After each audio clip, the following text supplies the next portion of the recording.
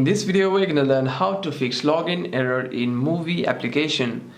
First, if you're having any problem with the application, make sure that the device is connected to a secure internet connection. Swipe down on a control center and turn on your Wi-Fi to connect to a secure network. By doing so, you'll be connected to a network, and if you're still having By doing so, you shouldn't be having any problems with the internet connection. However, if you're still struggling with the network, if you're still struggling with the logins, simply click on your settings and you want to go to your general.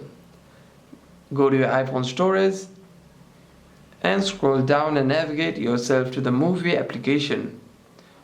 Click on show all and scroll again. Here's the app we're looking for. Simply tap on it and click on offload app. Click on offload app again and simply reinstall the application.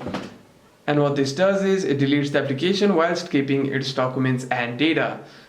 And by doing so, you shouldn't be facing any problems regarding your login. However, if you're still having any other kinds of problem with the application, you can simply restart your device once and open the app again.